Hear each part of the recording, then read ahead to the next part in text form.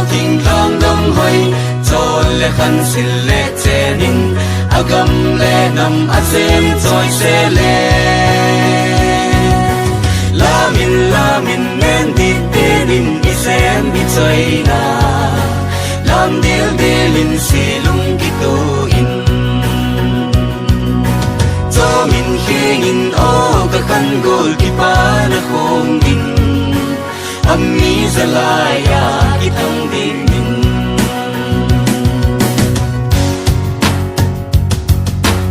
o ba khang gui izona itol le khan mil pote khan no go nang laki tia apung pung zala nam tia abung bung ai hen iham le pa vin nol pote izil ikona bol huma u basunung zoyute tin ku ki bizo sum konte aye hunun ka khan go long khat le kum so mutin to na po pa sunung zoyute agol now ting khang dam hay cho le khan sil le chenin agam le nam azem choi se le lamin nen di tenin isem bi choi na lam dil delin silung kito in cho min khengin o ka khan gol ki pa na khong in ammi zalaya kitang din min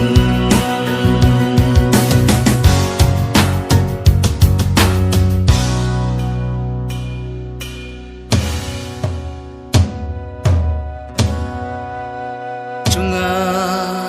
jangol wala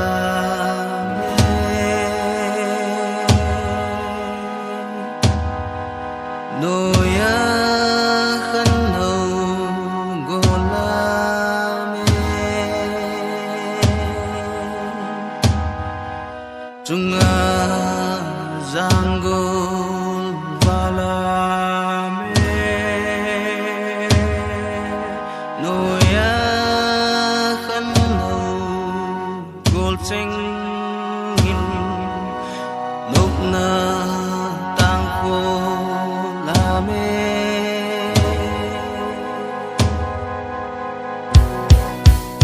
nga sang gol balangin noya khan no go ngai ching lam dil de ipu ima lo lai ten abol now gam zalenin vai ho min an gol sit wi bang lung khat in lui dung khat zon bang long dil de u basunung zuyute cham le lung mo na igam le haye hun ka khan go lung khat pe kum so mutin to na po pa sunung zuyute